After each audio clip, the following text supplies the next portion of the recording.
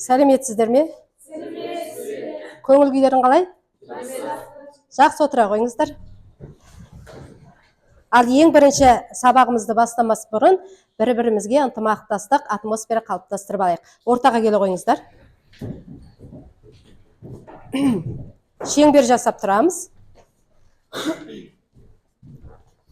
Бүгінгі сабағымызға әрқайсымыз өз-өзіміз атымызды айтамыз. Отырған қонақтар таныс болсын. Сонымен қатар бір-бірлеріңізге географ тілінде жақсы бір тілек айтыңыздар. Менің атым Нұрғиса, сендерге Шоқанның биік шоқтығын тілеймін.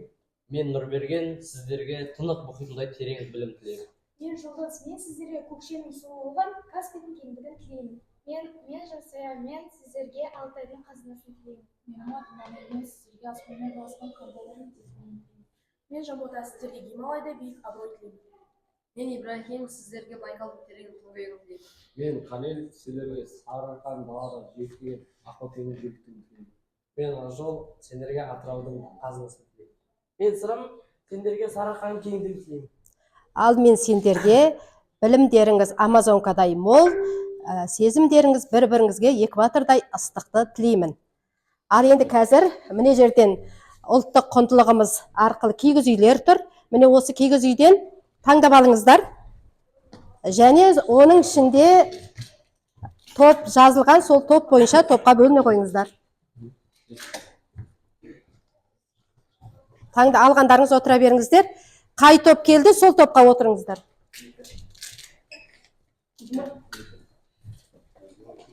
Ал бөліне қойыңыздар тез. Бірінші топ және екінші топ.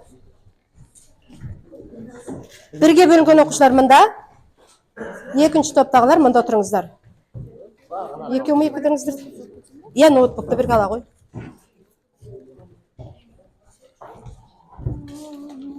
Ала қойыңыздар. Ана ноутбуктар қарай алыңыздар. Ал отыра қой. Ал жақсы балалар.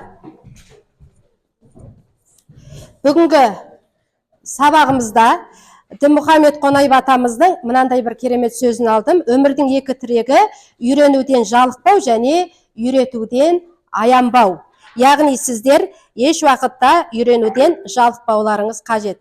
Бүгінгі сабағымыздың тақырыбы Қазақстандағы су ресурстарының экологиялық мәселелері.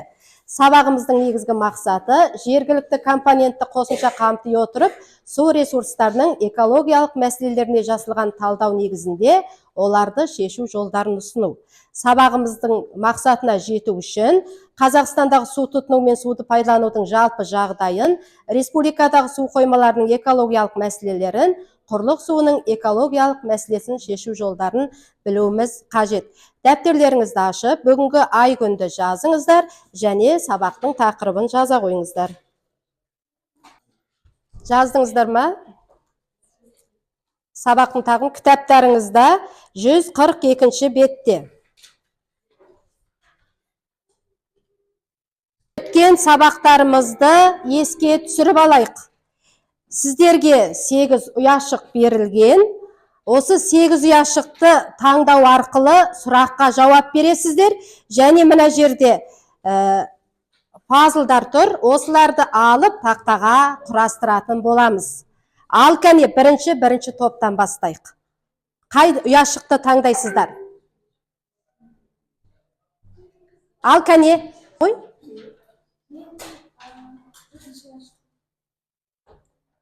Төртінші ұяшық. Елімізде жылына бір адамға қанша сумен қамтамасыз етіледі?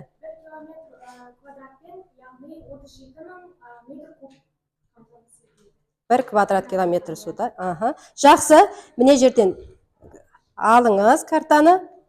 Орналастыра қойыңыз. Петропавл. Қай жерде тұрады орналасқан? Жақсы. Келесі екінші топ. Қай ұяшықты таңдайсыздар? Ал. Бірінші ұяшық дейді. Су ресурстарының экономикалық бағасы. Су ресурстарының экономикалық бағасы ол екіге бөлінеді. Ол жылдық су тұтынуының бірлігін есептеу және де осы бірлігін есептеу және де су нысанын игеру. игерумен тағы да толықтыратындарыңыз бар ма? Және пайдалануға жұмсалатын шығынды ақшамен есептеу. Жақсы.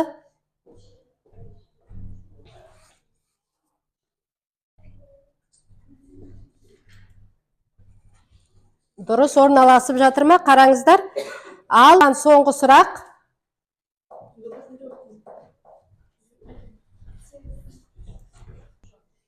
Суды тұтынушылардың туралы мәліметтер. Су тұтынушылар туралы мәліметтер. Жақсы.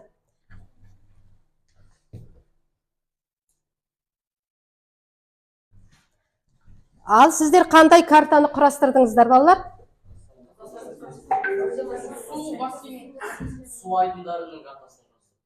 Су шаруашылығының су айдындарының картасы. Қазақстанда жалпы неше су айдыны бар? 8 су шаруашылық бассейні бар екен. Жақсы, жарайсыздар. Ал жаңа сабағымызды бастамасы бұрын мына видеоға мұқият қараңыздар. Керектісін дәптерге жазып алып отырыңыздар. Елімізде алып тұрған бағаның тек 60% ғана орталықтандырылған сумен жабдықтау жүйесін пайдалану мүмкіндігі бар. Қалғандары суды ұңғыма, бұлақ, өзен және туған сулардың немесе су. Қазір алдарыңызда QR тұр, балалар. Тақтадан келіп QR-ға түсірсеңіздер де болады. Сотканы алыңыздар, соткаларыңызды. Міне, мынадан түсірсеңіздер де болады. QR-ды аша қойыңыздар.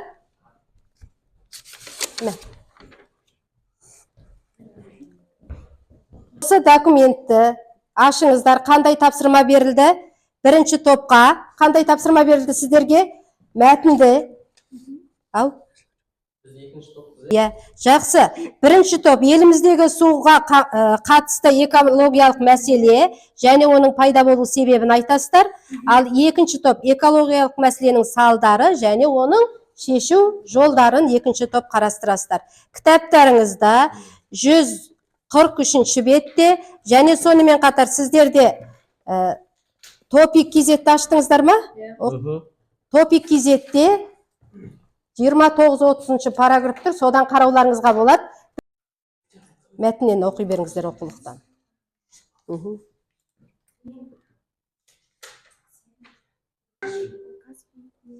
Өз еркілеріңізде. Мәтіннен қараңыздар, соткаға қарамай. Топикті қарап отырсыз ба? Жақсы. Дайын болсаңыздар, қолдарыңызды көтересіздер. Бірінші топ дайынбыз ба? Ал болды. Дайынбыз ба? Жақсы. Кім айтады? Орталарыңыздан спикер шыға ма? Әлде топпен айтасыздар ма? Кезектесіп. Ал жақсы. Бастай беріңіздер. Ал айта беріңіздер. Айта беріңіздер, орындарыңыздан тұрып айта қойыңыздар. Арал теңізінің экологиялық мәселелері. Жалпы Арал теңізінің экологиялық мәселелері ол біздің еліміздегі ең үлкен ірі мәселелердің бірі болып саналады. Және біз Арал теңізінің экологиялық салдары ол теңіздің тартылуы болып саналады. Және Арал теңізінің 90% жойылып кеткен болатын. Және соның әсерінен ол екіге бөлінді. Үлкен арал және кіші арал деп екіге бөлінді. Және екінші себебі ол топырақтың тұздануы. Теңіз түбіндегі қалған тұздар мен құмдар жермен көтеріліп, осы біздің егін шаруашылыққа және тағы да басқа шаруашылықтарға, құмдарға өзінің зиянын тигізді. Арал және Балқаш Каспий мәселелерінің ең басты мәселесі оларға құятын су ағындары. Мысалға айта келсек, Балқашқа құятын Іле өзенінің тайызданып келгендіктен ол Балқаш ақырын сорып барады. Ол неге Іле өзені таязданды? Неге су азайды оның? Иә. Балқаштың, Аралдың су не үшін азайды? Балқаш көлінің экологиялық жағынан қауіп төндіруге көптеген себептер бар.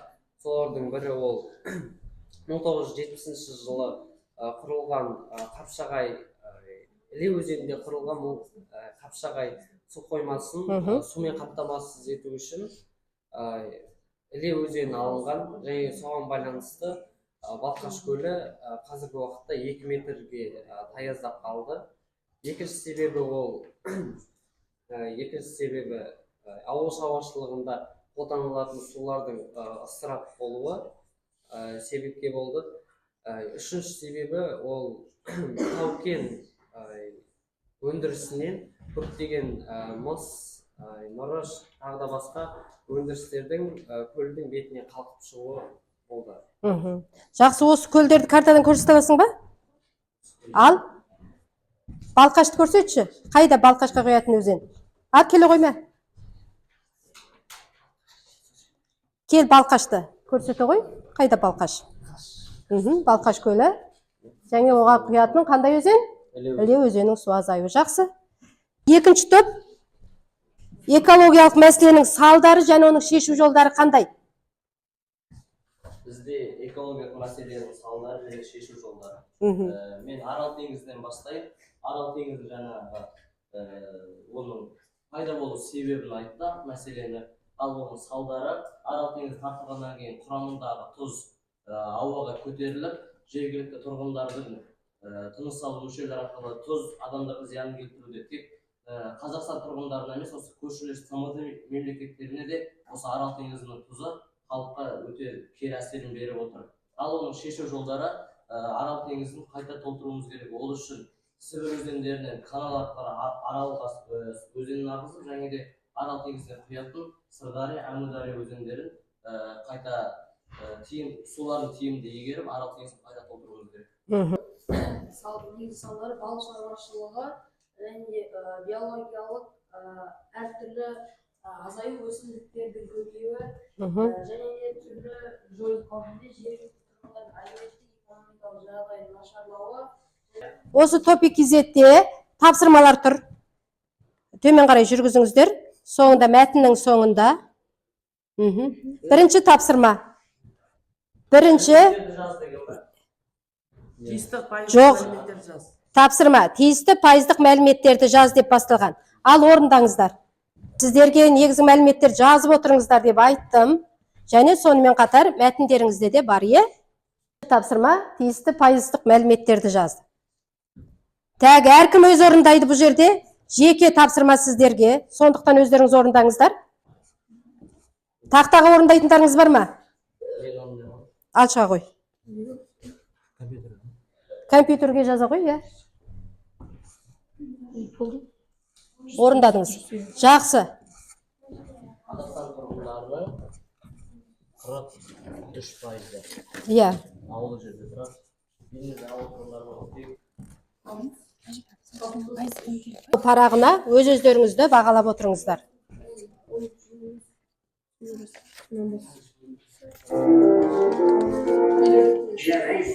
Бағалау парағына өз-өздеріңізді бағалап отырыңыздар, ат жөндеріңізді жазып. Әркім өзін бағалап отырады. Келесі тапсырма. Кешенді постер.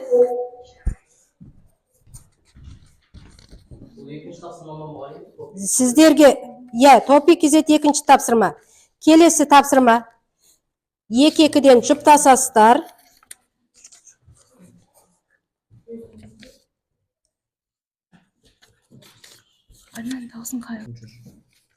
Жұлдыз, мұнда екеуің бірге қойыңдар. Жамбота екеуің. Екі-екіден жұптастыңыздар ма? Осыған, осы постерге жаза қоясыздар.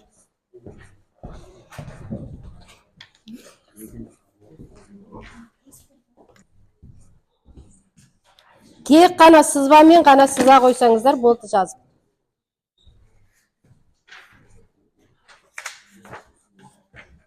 Бірінші жұптарға өзен сулардың шаруашылықта қолдану мақсаты, мәселесі. Екінші жұпқа осы мәселенің шешу жолдары. Үшінші жұп мұздықтардың жер асты сулардың шаруашылықта қолдану мәселесі. Төртінші жұп оның шешу жолдары. Ал бесінші жұп су ресурстарын қорғау үшін қандай шаралар қолдану керек.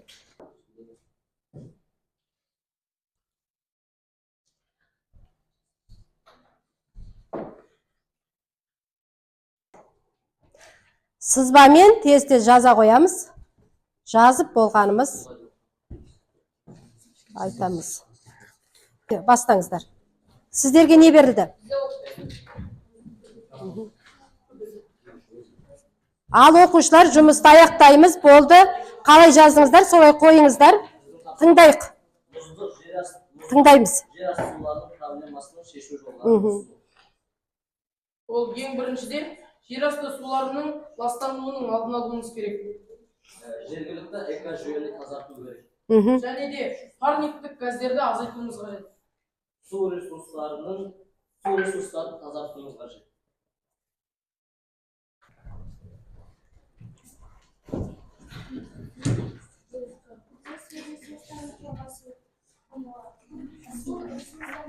Тыңдаңыздар. Ластанудың алдын алу керек. және де ормандар мен экожүйелерді қорғау керек.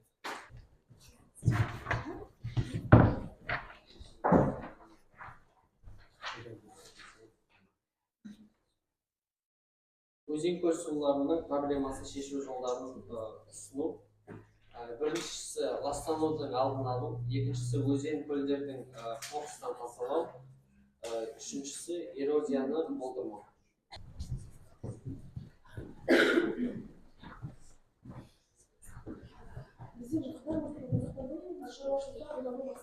Және де ол проблема. Шаруашылықта қолдану мақсаты. Тұщы су көзі, гидроэнергетика және де туризм және зерттеу үшін қолданылады. Және мұздықтардың проблемасы ол климаттың жылына байланысты еруі, және тұщы судың тапшылығы, және теңіз деңгейінің көтерілу мәселесі экожүйенің бұзылуы. Әрі қарай біз бүгінгі мақсатымызға қайтадан оралайық. Яғни Қазақстандағы су тұтыну мен суды пайдаланудың жалпы жағдайын білдік пе? Ал не үйрендіңіздер, бүгін не білдіңіздер?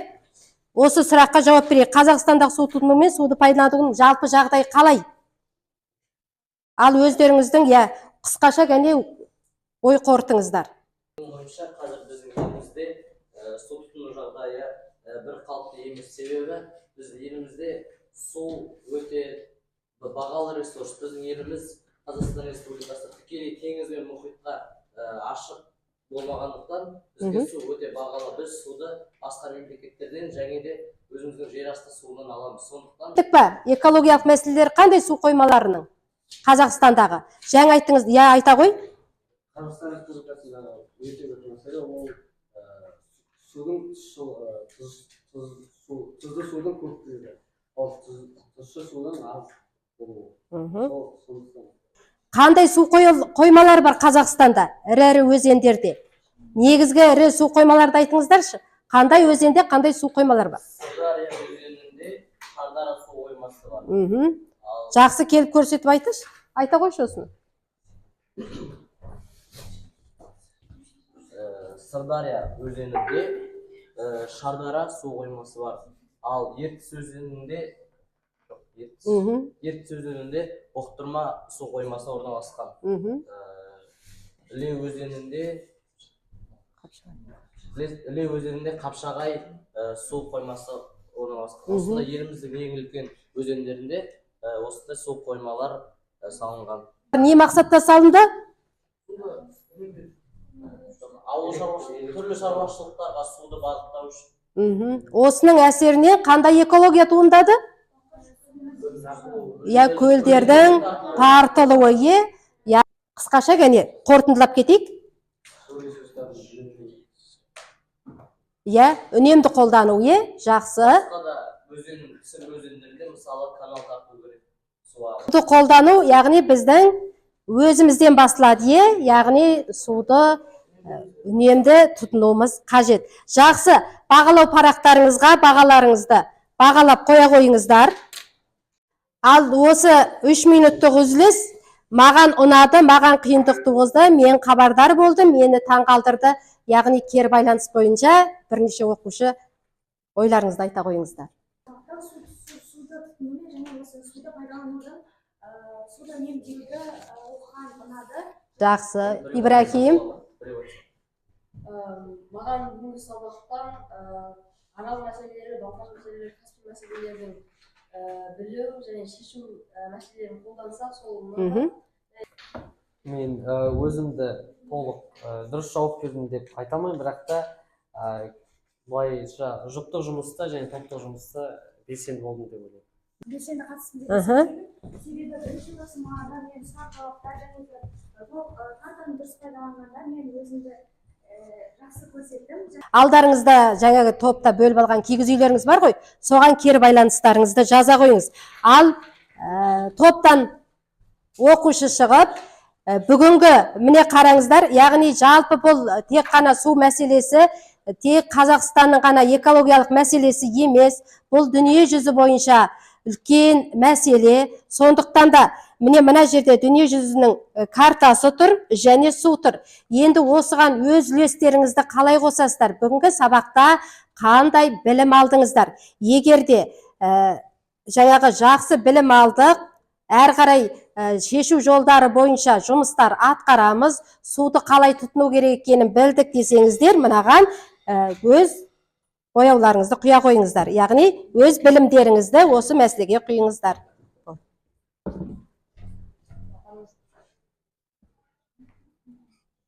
Не кигіз үйлеріңізді әкеп біле қойыңыздар.